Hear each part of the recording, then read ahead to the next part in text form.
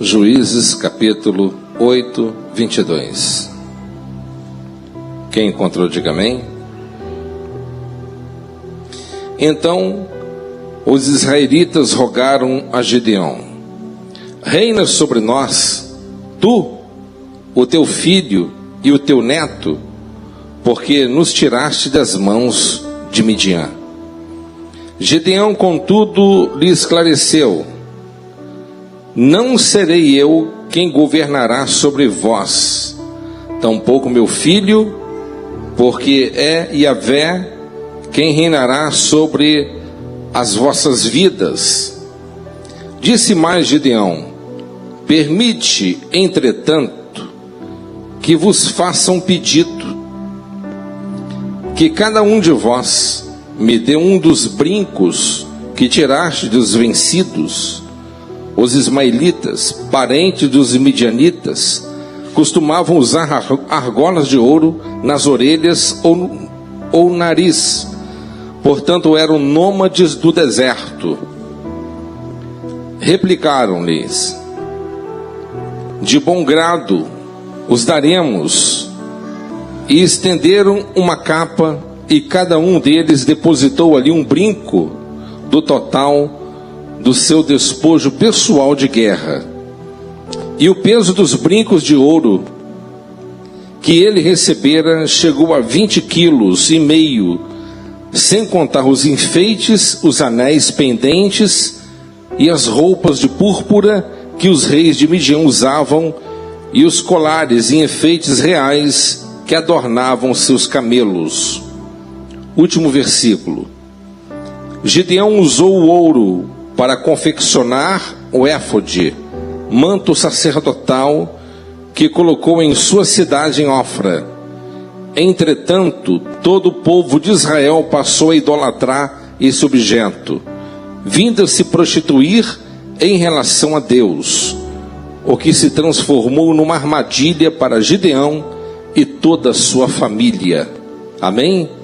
Os irmãos podem tomar o seu assento.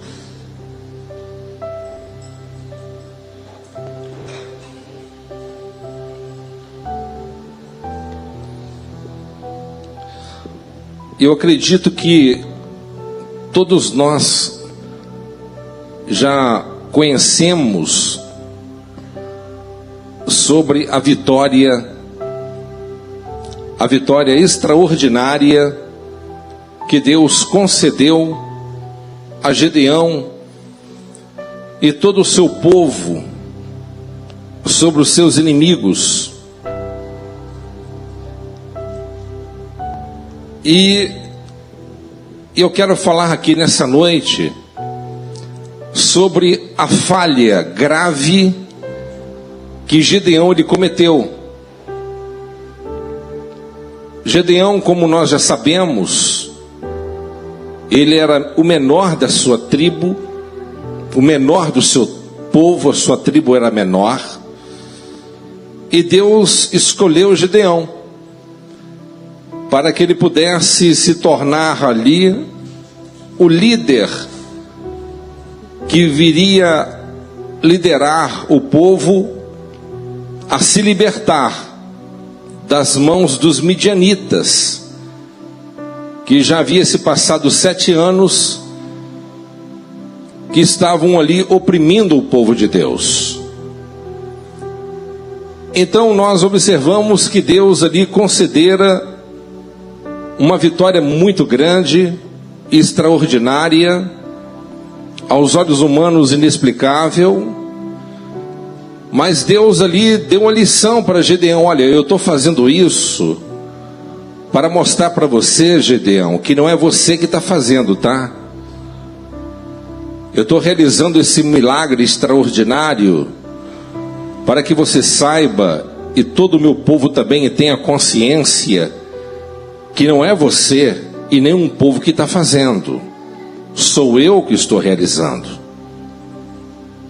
Então Deus lhe deu aquela experiência e concedeu aquela conquista grandiosa. a Gedeão e seu povo,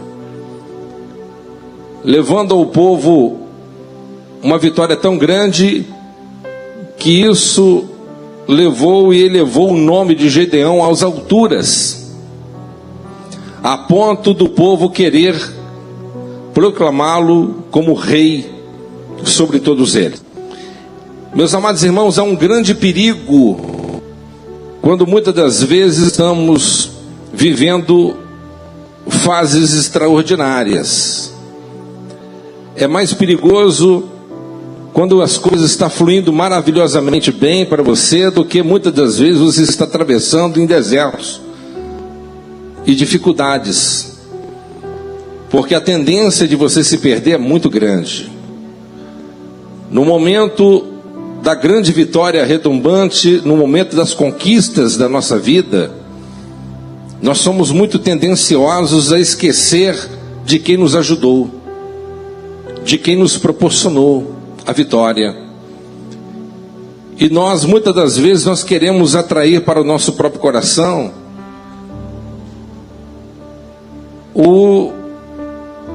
os méritos de tudo aquilo que nós conseguimos e conquistamos. E foi exatamente isso que aconteceu com Gedeão. A Bíblia diz, que nós lemos aqui, que o povo ele disse para eles: olha, eu quero que você seja o nosso líder, eu quero que você seja o nosso rei. E ele respondeu uma palavra acertadíssima. Ele não poderia ter sido mais assertivo. Ele foi extraordinário na sua resposta, mas ele falava uma coisa e pensava outra. Olha só. Gedeão, contudo, lhe esclareceu: não serei eu quem governará sobre vós, tampouco meu filho, porque é o Senhor quem reinará sobre as vossas vidas. Ótimo. Respondeu certinho. Eu serei sobre vocês? De forma nenhuma. Nem eu e ninguém da minha casa. O Senhor Deus é o nosso rei. Legal. Ótimo. Se fosse dessa forma, seria ótimo mesmo. Mas aqui, no versículo posterior, nós podemos entender a intenção no coração dele. Olha só. Mas disse Gedeão: permite, entretanto, que vos faça um pedido, que cada um de vós me dê um dos brincos que tiraste dos vencidos. Os ismaelitas, parentes dos midianitas, costumavam usar argolas de ouro nas orelhas ou no nariz, porquanto eram nômades do deserto. E ali, certamente todos ali falaram: claro, com o maior prazer. Tiraram ali aqueles pendentes conquistados e juntou ali 20 a 22 quilos de ouro, sem contar as outras coisas que estavam ali, enfeites de camelo e etc. Então o que ele mandou fazer? Ele pegou e mandou derreter aquele ouro e mandou fazer um éfode. O que é um éfode? O éfode é aquela peça ornamentária que o sacerdote, o sumo sacerdote, usava no peito, chamado peitoral. E no peitoral, o éfode carregava 12 pedras, cada uma de uma cor, representando também as 12 tribos de Israel. E além das 12 pedras, representando as 12 tribos de Israel, havia duas pedras também, que era chamada Urim e Tumim. Urim e Tumim eram as pedras que ficavam sobre a estola sacerdotal, que quando o povo ele queria saber alguma coisa da parte do Senhor, o sumo sacerdote ele usava Urim e Tumim como se fosse um cara e coroa, para poder decifrar qual era a vontade do Senhor. Então uma dessas pedras era positiva, outra negativa. Então fazia-se uma pergunta ao sumo sacerdote: eu queria saber da parte do Senhor se é da vontade dele eu fazer isso ou aquilo. Espera aí, ele pegava a pedra e lançava, qual caía na posição, era ali que era descoberta a vontade do Senhor.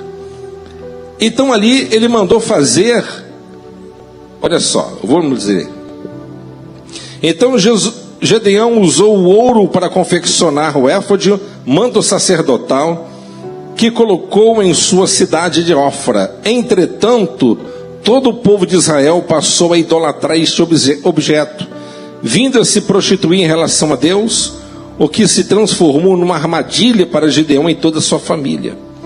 Em outras palavras, olha, eu não vou ser rei sobre vocês não.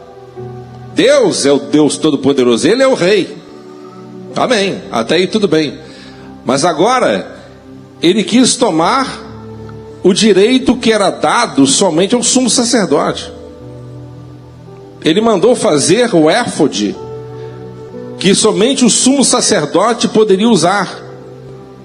Ele usurpou um direito que não era dele. E levou essa peça religiosa, para a cidade de Ofra, onde ali virou um centro de peregrinações. Em outras palavras, Deus é Deus, mas se vocês querem alguma resposta, algum conselho, venha até a mim, porque certamente eu vou resolver o problema de vocês.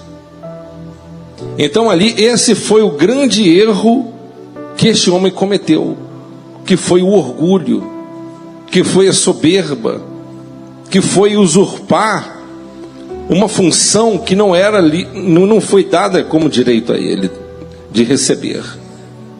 E com isso ele levou ao povo inteiro à idolatria, ao paganismo, à prostituição espiritual, ao afastamento de Deus, e levou uma queda muito grande sobre toda a nação. E o pior, que geralmente quando um juiz ele morria, o povo se desviava. Depois Deus levantava um outro juiz, o povo voltava para Deus. E quando morria aquele juiz, o povo desviava de novo e Deus levantava o outro juiz. E na época, na gestão de Gedeão, o povo se desviou com ele em vida. O povo mergulhou no paganismo, no misticismo em vida. E foi algo muito terrível. E ele teve 70 filhos, muitos filhos, claro, teve várias esposas. E teve um filho com uma mulher concubina da cidade de Siquém. E após a sua morte, esse filho de Gedeão, filho de uma concubina, esse homem, ele quis e conseguiu usurpar também um direito que não fora dado a ele, de juiz e líder.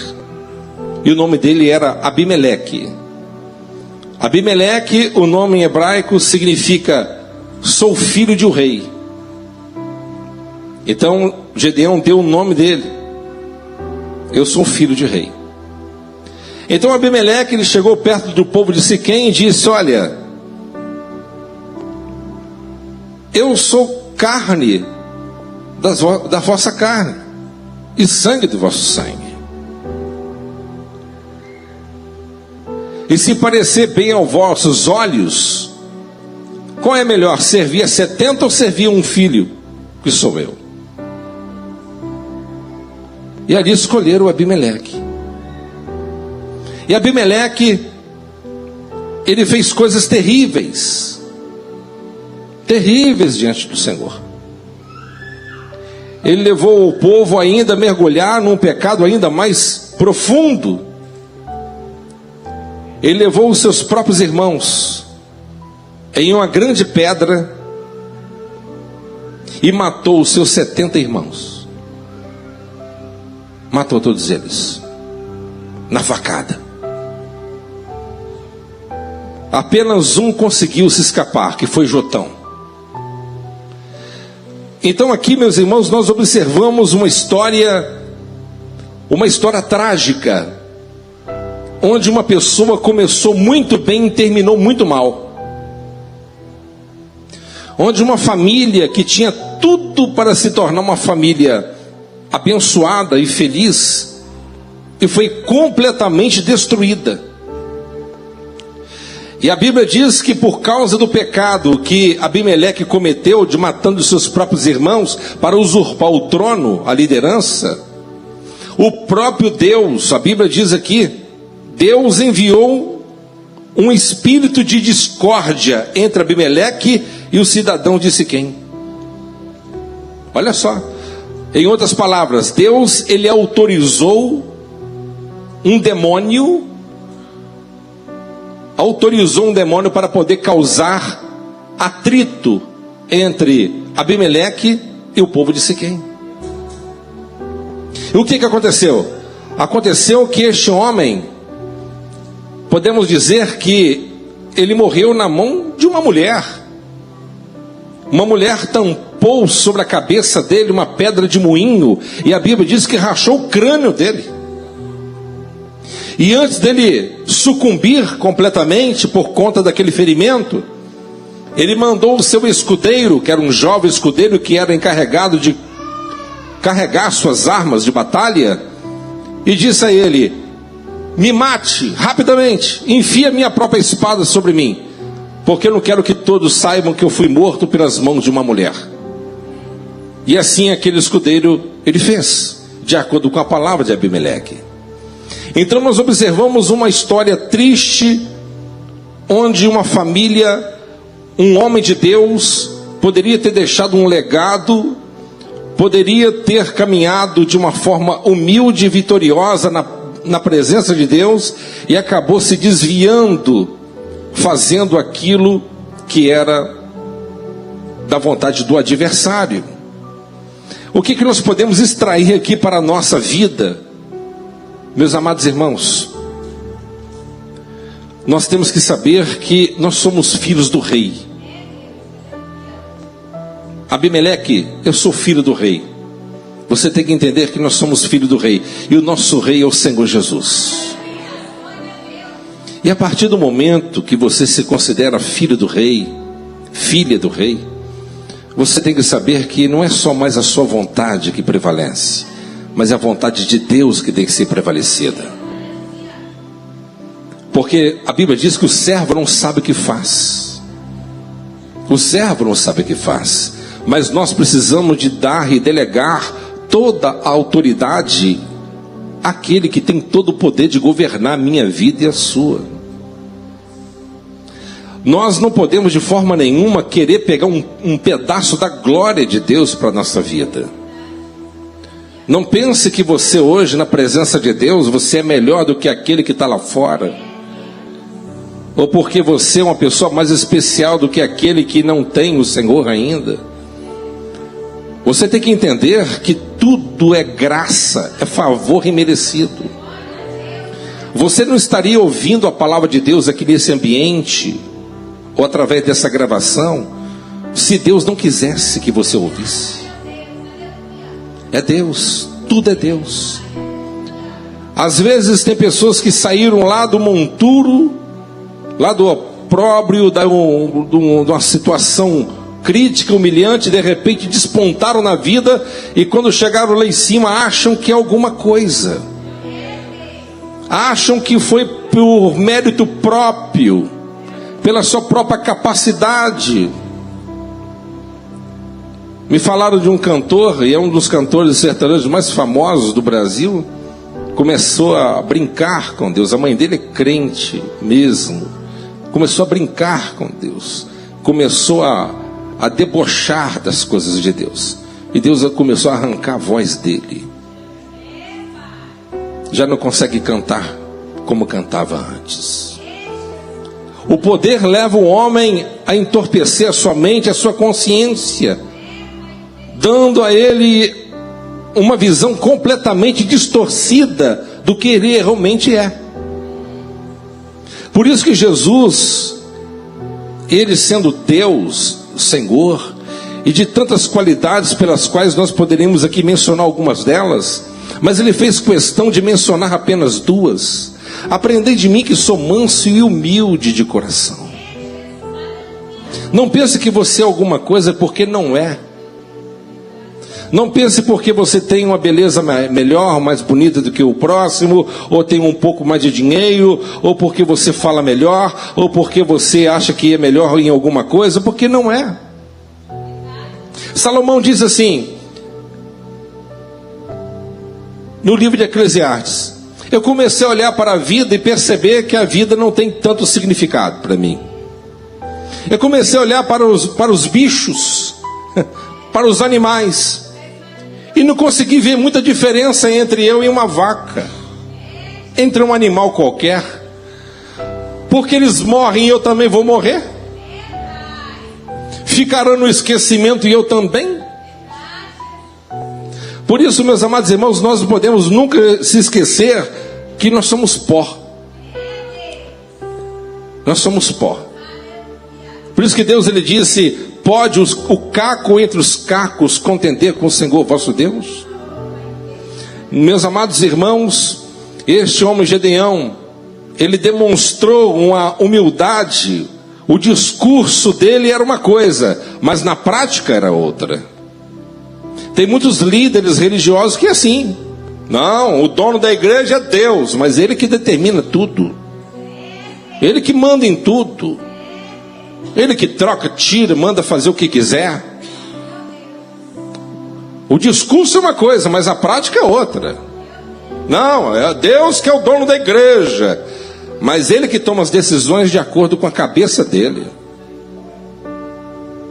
Se torna uma pessoa orgulhosa, soberba, se torna uma pessoa a mente completamente entorpecida pela vanglória, ou por saber que é alguma coisa, mas não somos. Então não importa o quão longe você caminhe, ou quais degraus mais elevados que você venha subir na vida, mas saiba que quem te proporcionou isso tudo foi Deus. Amém, meus irmãos? É o Deus Todo-Poderoso. Amém? Gedeão, em outras palavras, ele disse: eu não quero ser o vosso rei, não, mas quando vocês precisarem de consultar, venha até a mim. Amém? Deus é o Deus de Israel, mas quando vocês precisarem de uma consulta, eu sou a pessoa mais certa para vocês consultarem. Então, meus amados irmãos, ele usurpou o lugar de sumo sacerdote, e essa foi a queda e foi a destruição. Vocês têm observado aqui na nossa nação brasileira que muitas igrejas têm cristãs evangélicas se judaizado, trazendo peças lá do Velho Testamento para os nossos dias. Tem percebido? Tem percebido? E quando muitas das vezes essas lideranças são confrontadas biblicamente, eles acabam abrindo a boca e falando: não tem outro jeito, é a única forma da gente arrancar dinheiro e manter a obra de Deus. Aí tem que construir uma réplica fajuta da Arca da Aliança e tentar levantar algum tipo de argumento mais ou menos convincente para tentar enganar os incautos, a colocar dentro daquele caixote de meia tigela grandes somas de dinheiro. E hoje se idolatram água, se idolatram tudo. Poderia dar dezenas de exemplos aqui. Chaves, uma igreja completamente mística, uma igreja completamente pagã, levando as pessoas a acreditarem num pedaço de pano, num caroço de feijão, numa réplicazinha de uma Arca da Aliança, numa rosa ungida. Irmãos, é a palavra de Deus que transforma a tua vida, meu irmão. É a palavra de Deus. Nós não podemos cair nesse erro. Nós sabemos que é uma dificuldade, sim, com relação a finanças, porque nem todos têm um coração aberto e têm uma visão mais ampliada para poder compreender que a obra de Deus precisa também de ser investida para que ela possa crescer. Mas não é por força e nem por violência, e nós não podemos deturpar a verdade para poder alcançar esses fins. Quem opera no coração do homem é Deus. Eu me lembro de um dos livros que eu estava lendo de Charles Spurgeon. Ele disse que um dia qualquer, ele está relatado o dia, mas eu estou dizendo da minha forma que eu me recordo direito.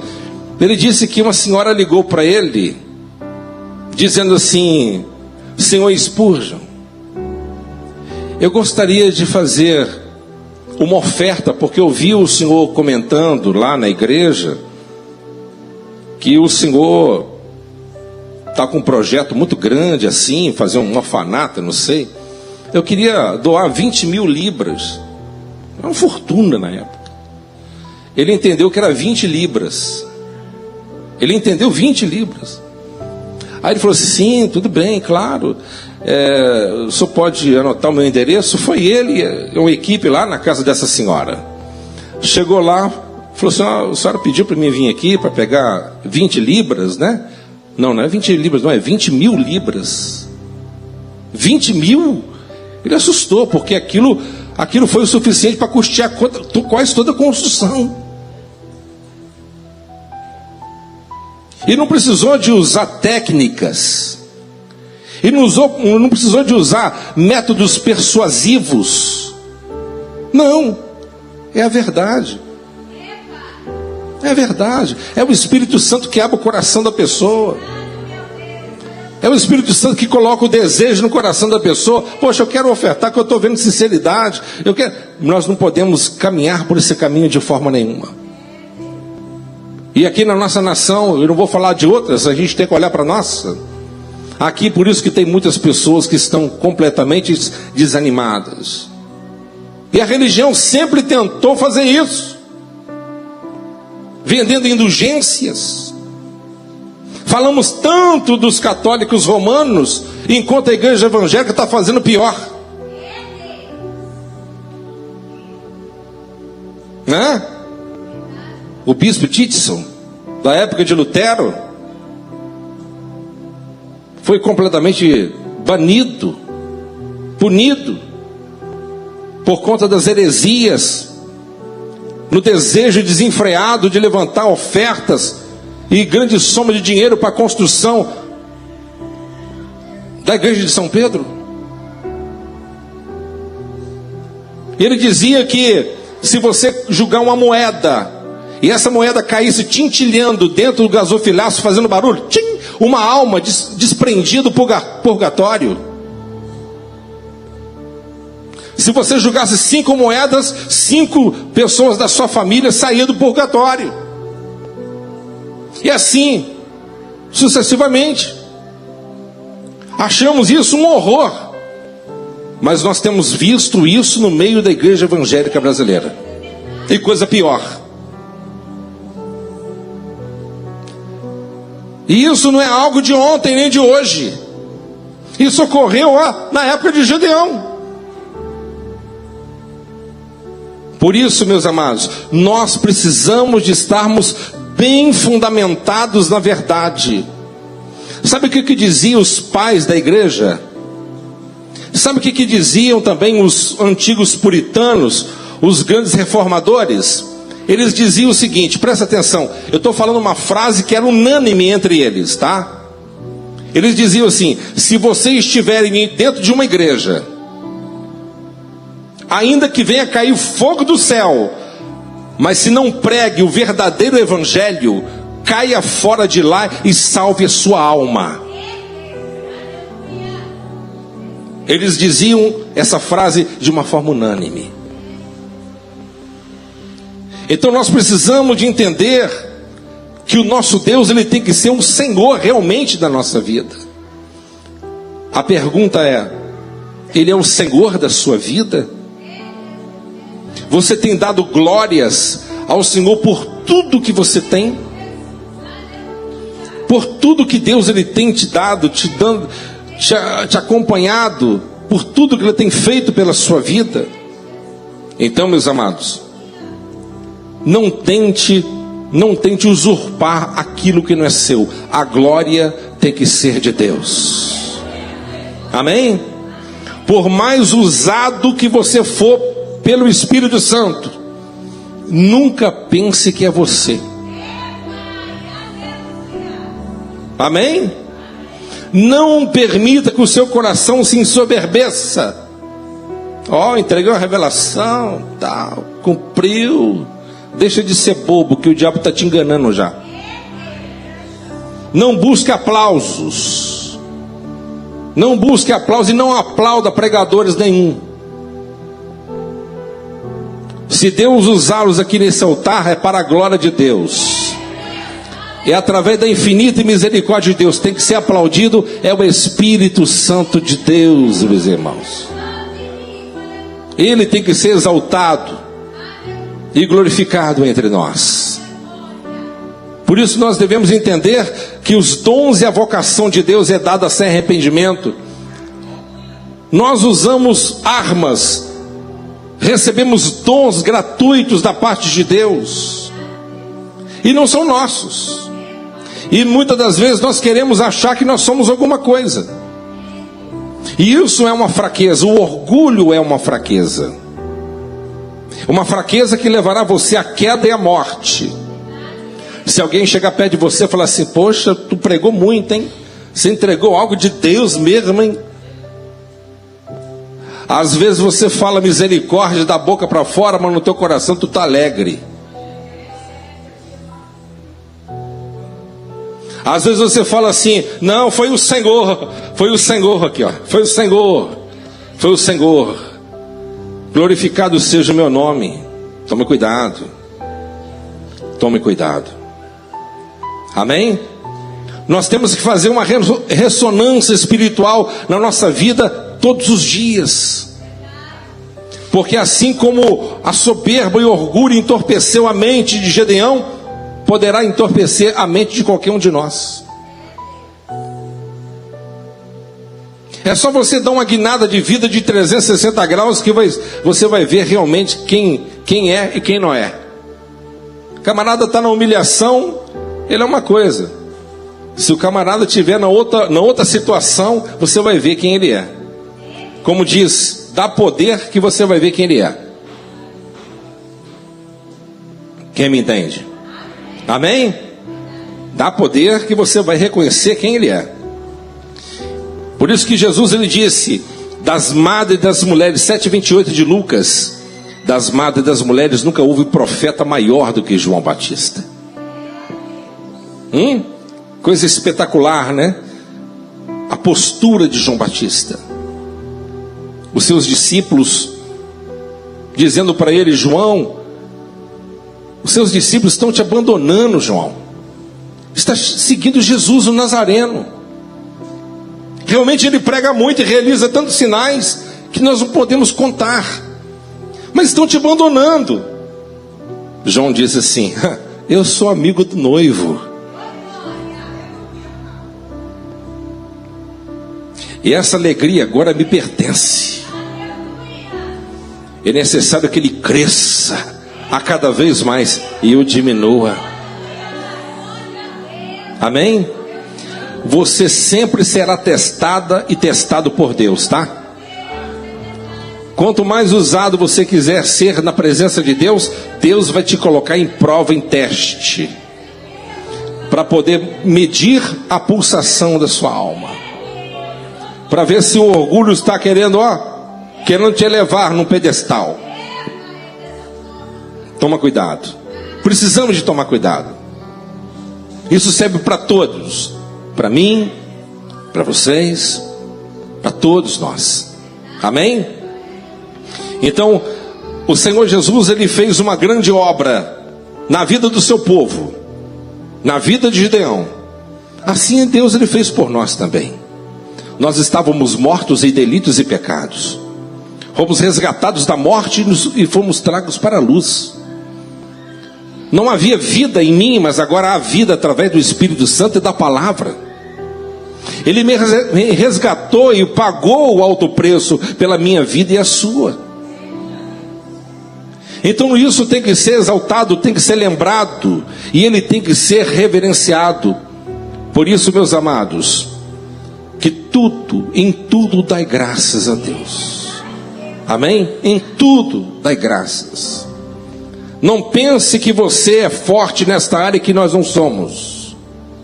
O apóstolo Paulo, ele mesmo lhe testifica que a provação que ele enfrentou, boa parte dela, principalmente o espinho, Deus não tirou para poder mantê-lo humilde diante dele.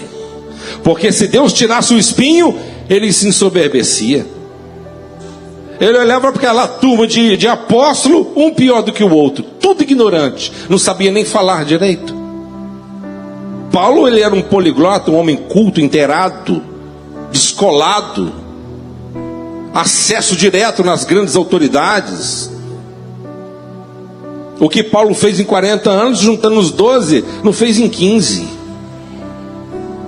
Tinha tudo para poder se ensoberbecer. O homem não somente pregava muito, mas também realizava sinais e maravilhas em multidões. Mas Deus teve que mantê-lo humilde. Vai ouvir a história dos grandes heróis do passado, e vocês vão observar, por mais talentosos que eles foram, Deus mantinha eles debaixo de um controle, para eles não se perderem. O próprio Charles Spurgeon, o príncipe dos pregadores, vai ver a história dele. Dor, sofrimento e muitas das vezes depressão. Vai ver a história de Calvino, um dos maiores exegetas da história do cristianismo. Vai ver a história de Jonathan Edwards, David Brainerd. Vai ver a história desses grandes heróis, que você vai ver que a vida deles não foram tão fáceis, mas Deus usou esses meios para mantê-los debaixo de um controle, para que eles também não viessem se perder. Por isso, meus amados, eu quero que vocês entendam uma coisa: se Deus tem um plano na sua vida e na minha, eu quero te dizer uma coisa: Deus usará todos os meios e métodos para que você não venha se afastar dele. Ainda que esses métodos venham doer em você, ainda que esses métodos venham constranger você, ainda que esses métodos venham te humilhar você, mas é para o seu próprio bem, é para o nosso próprio bem. Quem me compreende aqui nessa noite? Amém? Que Deus possa te abençoar poderosamente, e que a glória de Deus ela possa repousar sobre a minha vida e a tua aqui neste lugar. Amém? Vamos colocar de pé em nome de Jesus.